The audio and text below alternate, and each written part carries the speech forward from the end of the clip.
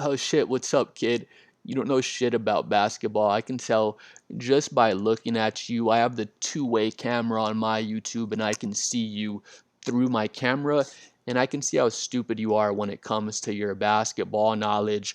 All y'all do is shoot your little pansy ass threes and do your little dribbly moves and foul baiting and just flopping your ass off. That's all these kids do nowadays. Back in my day, if you came into my paint, boom, I'm throwing a forearm right into both of your eyeballs. Both of your eyes are going to be swollen shut. You can't see for the next week.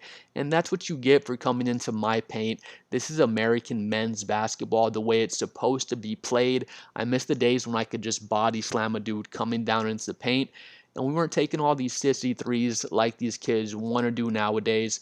Trust me, I haven't watched basketball since 1998 when Michael Jordan finished his second three-peat. And let me tell you everything that's wrong about the game today, even though I haven't watched it in the past 15 years. I've been going through right now. If you follow my channel, you've probably heard me talking about it. Please like and subscribe. I'm trying to hit 50 subscribers before I pass away. But today I'm going over, as you can see, I have these stats over here for all of our viewing pleasures here if you want to check them out. But I've been watching all of Jordan's finals because if you ask me who's my greatest player of all time, I'm going to say Michael Jordan just because I've been bred to say that basically because of the shoes, the counting stats, 6-0 in the finals, led the league in scoring. What was it, 7, 8 years in a row? Just insane stats, insane resume, insane accomplishments. So I always say Michael Jordan's my GOAT. Again, I feel like I've been bred or just, I don't want to use the word manipulated to thinking that because I do think he's the GOAT. I've already watched the entire 91 finals where they beat the Lakers. I'm halfway through the 1992 finals, and needless to say, the game is way different. The game changes every 5 years, 10 years. This is 31 years ago. Again, I'm picking this year, 92, 93, because that's when Jordan's going for his second championship. There's really no old head NBA fans that would say this was not a good time for basketball, but a lot of younger fans would say, oh, Jordan's era sucks. Jordan has no bag. Jordan doesn't have a left hand. And just all these untrue narratives that go both ways. So the thing that'll frustrate me, like I was saying earlier, people that haven't watched the game in 15, 20 years, maybe they stopped watching after Kobe won his last title in 2010, so it's been 15, 16 years now almost.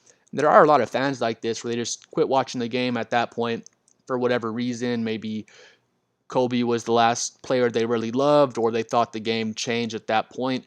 But a lot of people just completely stop watching, say they haven't watched the game in 15 years, and then they'll come in and tell you, man, the game sucks these days, too many threes being shot, all the flopping, this and that. I feel like there's some truth to those points. I'm not saying there's no truth to that, but my basic point is don't tell me how the game is so bad today or how there's too much of this and that going on when you haven't watched the game in 15 years. Getting back to my original point where I'm always saying Michael Jordan is the GOAT just because I've kind of came up to believe that, but I was thinking to myself, I can't be a hypocrite about it because I can't let someone tell me, "Oh, the game sucks today, too many threes, this and that," and they haven't watched the game in 20 years. So they really have no idea what the product is like. Today they just watch little clips, maybe YouTube videos of people just hating on the game and showing you lowlights of the game. And I can go back to 92, 93 and show you all the most terrible lowlight moments and compare them to the best moments from 24, 95. And you're going to say, oh, the league sucked back in 92, 93. Look how great these 2025 highlights look next to the lowlights from 1993. And then people will flip it the other way. They'll show people flopping all this bad stuff from 2025, then show the best highlights from 92, 93, just the 90s in general. And it's just not a fair way to compare things at all. But back to my point, it gets frustrating when the old head basketball fans so-called will say, oh, the league is so bad these days, three-pointers flopping, this and that. Again, they haven't watched basketball in 20 years. So I felt like I was a hypocrite because I'll say Jordan is my GOAT. That's the number one player of all time in my eyes. Then if someone asked me, hey, have you seen full games of Michael Jordan? Have you seen all of his finals games or even one of his final series? And until a month ago when I watched the full series they had against the Lakers when the Bulls won in 1991, I would have to say no. I can't speak to it. So then if someone came back to me and said, "Hey, how can you call Michael Jordan your GOAT when you haven't watched those games from 30 years ago?" I would just have no answer for it. I have to get back and watch the games. So back to my other point, that's what will frustrate me when someone hasn't watched the NBA for 20 years and they want to tell me all about today's game and all the things that are wrong with today's game. Just like on the other side of the coin, when younger kids today will want to say, "Oh, the 90s sucked, this and that sucked," but you haven't actually went back and actually watched the games objectively. You've only seen these low light reels compared to 2025 highlights or vice versa, and it just makes everyone just really polarizes the 90s from the 2020 era when we can be appreciating both eras, which is what I'm trying to do.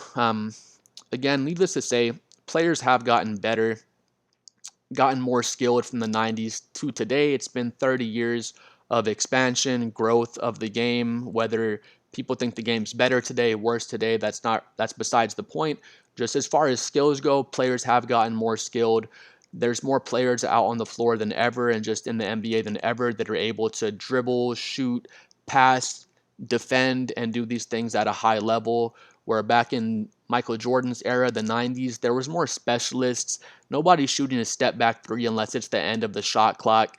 We'll get into all these numbers here in a second, but just to see first right here, 3-point attempts, they were taking 9 3-point attempts a game in that 92-93 season. Now we're taking 38 3-point attempts per game in the 24-25 season, so just last season. So needless to say, we're taking a couple more threes, freaking 30 more threes basically in that time.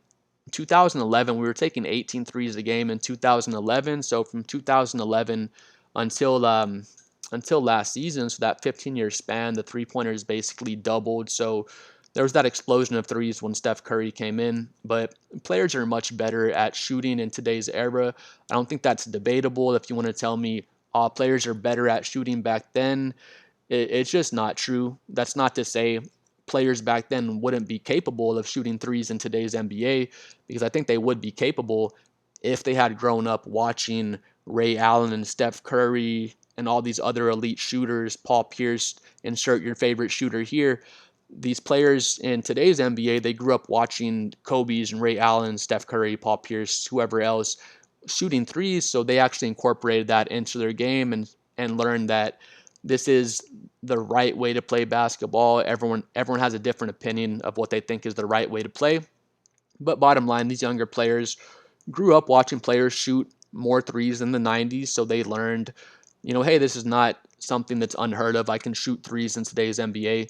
So growing up, they developed their three-point shot naturally, where these players that were playing in the 90s, they were probably watching 60s and 70s basketball growing up. So they learned it's always about the paint. We got to get the ball down low to our post players and kind of run our offense through the post. And it wasn't a matter of them not being capable of shooting threes. John Paxson is definitely capable of shooting threes. I've been watching him in these finals games. It seems like he never misses a shot. He can get behind the arc. There was a game, I think it was game 2 of the 93 finals against the Trailblazers, and he hits, I think, 4 or 5 threes in the first half. So players were capable back then. There just wasn't such a wide sample size for players to look and watch the NBA and see all these guys jacking up threes.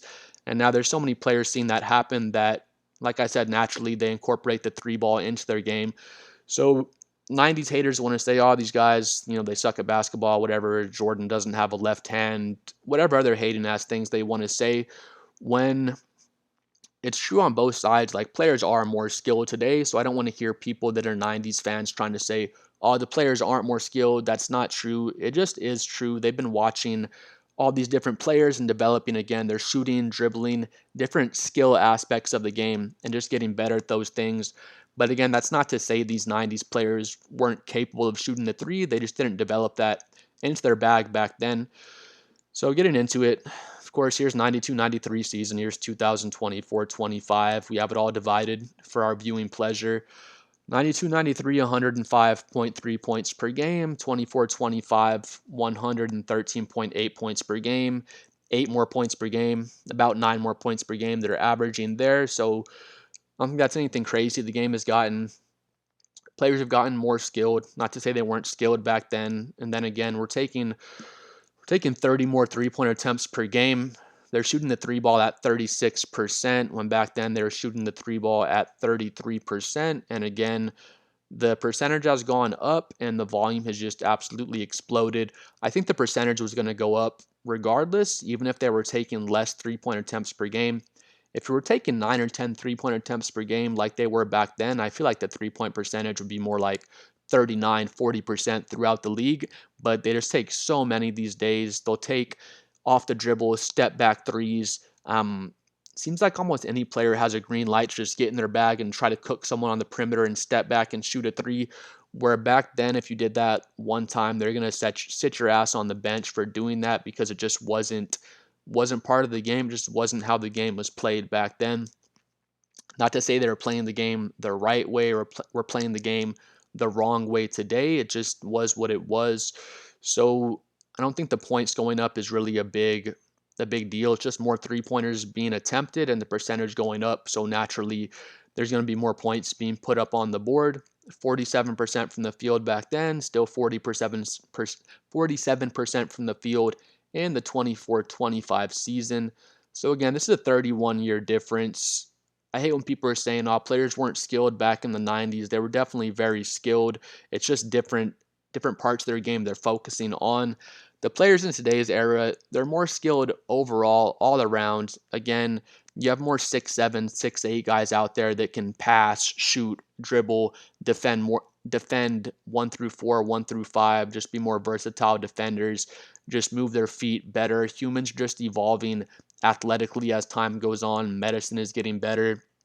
So we're seeing better and better just overall athletes. But that's not to say that they weren't skilled back then. Field goal percentage is the same, but keep in mind we're at the 47% field goal shooting. Still, even factoring in all these step back threes and these crazy shots people are taking.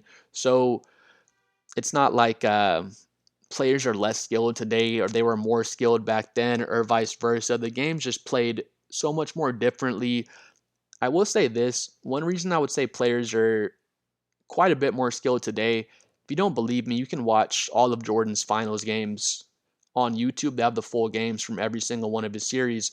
But just check out 92, 93. Check out game 2 of the Trailblazers against the Bulls. Just watch the first half if you have some free time. No commercials, no nothing. So you'll get through it pretty quickly. But I swear the Blazers, they shoot about 5 or 6 air balls in the first half alone, like 5 or 6 air balls, airballing threes, just long jumpers. One thing they do that would frustrate me back then, say this is the 3-point line, they're like one step inside, just shooting long ass 2-point jumpers. It's like, bud, just take one step back and you can just get an extra point for that. But players just weren't as good at shooting back then because they hadn't developed their three ball. They weren't Again, if you cook in your bag and shoot a step back three, you're going to get sat on the bench. You're not shooting another one of those. Today, you can take 5 or 10 of those every single game and then do it again the next game. And naturally, you're going to get better at being a bad shot maker, kind of like a J.R. Smith, Kobe Bryant.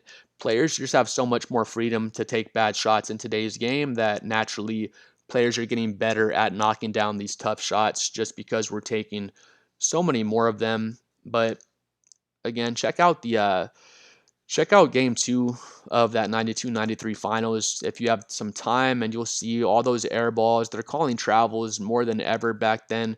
The game was officiated way differently.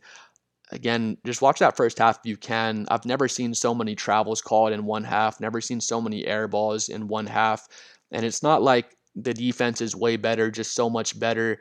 The interior defense is way more physical. Yes, they can hand check on the perimeter, so you see a good amount of hand checking.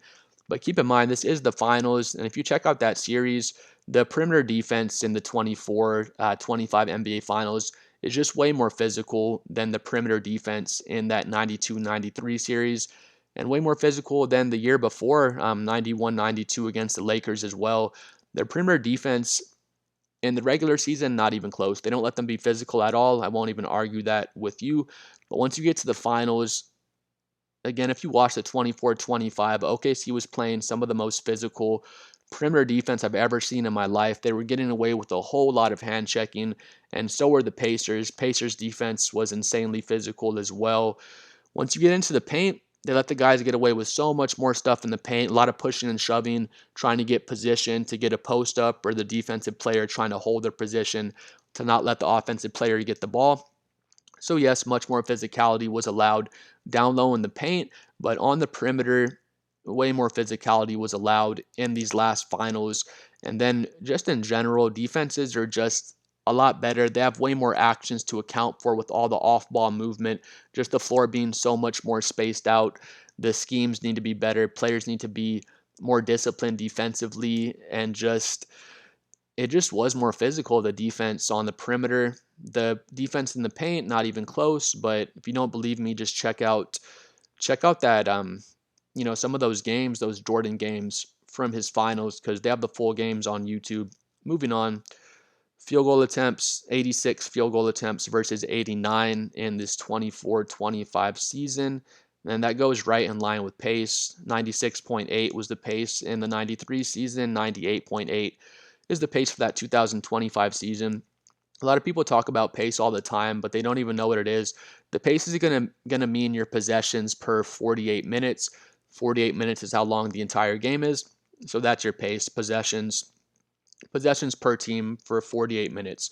So two more possessions per 48 minutes in the 2025 season than there were in that 1993 season, and they're taking three more field goal attempts. So that's about right. Two more possessions, three more field goal attempts. Pace was not hugely different. People like to talk about, oh, basketball was so slow in the 90s, this and that. They're talking about the dead ball era from 1995 to 2005. That was the slowest, I think, the slowest era of basketball pretty much in league history, except for maybe the 50s or very, very early on in the NBA. But people always want to talk about 90s is so slow, 80s was so slow paced, and that's just not true. The pace was higher than ever in the 80s, and the pace is very comparable for Jordan's first three-peat to how the pace was for 2025. So the glaring difference, field goal attempts are about the same. 3-point percentage is a bit higher for the 2025 season, but keep in mind they're taking 30 more attempts per game. So that's where players being more skilled comes into the equation. If you told these players from the 93 season, hey, y'all can shoot threes just like they do in 2025, just take as many insane step back, fall away threes as you want, you've just seen a lot of air balls, because I would see that when the shot clock is running down. They're putting up that prayer shot at the end of the shot clock, and just seeing a lot of air balls and guys having a lot of trouble shooting those tough shots because they were just more fundamentally sound back in 1993 and just the 90s in general. Players, their footwork was way better. They're not shooting fallaways and these crazy shots. They're making sure they have 2 feet under them. They're right on balance, follow through, elbows tucked. Everything is just fundamentally sound, and for that reason, they're not taking all these tough shots because coach would tell you don't be taking that shot. And for that reason, they weren't as good at making tough shots because they did not get those opportunities. On the assists here, 25 assists per game, 26.5 assists per game back in 2025. So not a big difference there. 1.5 assists per game difference. Then they were turning the ball over, 16 turnovers per game in 93, 14 turnovers per game in 2025. So basically, the point of the video is saying that the skill set is not hugely different from 1993 to 2025. Like I said, again, players, they are more skilled, but if I'm saying this correctly, players are much more skilled today than they were back in 1993. So yes, the skill has gone up. Sports evolves. Football players are more skilled. Basketball players, soccer players, games evolve. Players get more skilled. That's just what happens. But that's not to say the players in 93 weren't very skilled and couldn't do the things the players today are doing, but because of how they grew up, the way they watch the game. Again, I made the point earlier in the video, they're not out there practicing 45-foot threes. They're not out there getting into their dribble bag and doing all these step backs and these crazy fadeaway shots, because when you see them take those shots, like I was saying again, you're seeing all these air balls That's not to say the players aren't good. They just weren't practicing those kind of shots the way these kids in today's game are practicing those shots. So as far as the athletes, the skill sets of players being able to do the things that today's players do, I wouldn't take a player from today's game and say, hey, if you put this guy back in the 90s, he would suck back then. He could not last. He could not put up his numbers in the 90s. If you want to tell me LeBron James wouldn't kill it in the 90s, I would just say you're dumb. You don't know basketball. If you want to tell me Michael Jordan would not destroy it in 2025, I would just say you're dumb and you don't know basketball. So it's not so much the skill sets of players and whether they can or can't do these things. It's just the game evolving. And again, players just didn't grow up in 1993 learning how to shoot threes and shoot all these crazy fadeaways. They were working on being on balance, shooting good on balance shots, two-hand chest passes, just doing all the fundamental things correctly. And as they learn more and more of that, you kind of see the game evolve into what it is today. And you'll see a lot of these younger players where they're just not as fundamentally sound, because you want to watch these players from the 2000s, the late 90s, and these players, they are fundamentally sound, like Kobe Bryant, Tim Duncan. Tim Duncan's the big fundamental. Michael Jordan, of course, is fundamentally sound. They will get into their flashy moves and their flashy shots, but they learned all the fundamentals before they learned those flashy fadeaways and all these crazy threes, where a lot of these younger players today, they'll just go straight into all these flashy moves. High school coaches, college coaches, especially NBA coaches, with the way the game's evolved, these players have more freedom than ever to take these crazier, tougher shots. And you'll see players just come in. You're still young, you're still learning the game of basketball, and instead of learning these fundamentals that a lot of the players coming before them had already learned, they just get straight to the flashy stuff. And then you'll see a lot of these players come in and they're not as polished as you would like, or maybe they lack basketball IQ and they're not as good at the fundamentals because of that reason. But the whole point of the video is to say that basketball players in the 90s, they were very skilled. In the 2000s, I think they are more skilled. I don't think it's a crazy point to say that. As the game's evolved, they've gotten more skilled, and that is what it is. But I wouldn't use the argument that some people like to say, and players sucked back in the 90s, the players have no bag, this and that.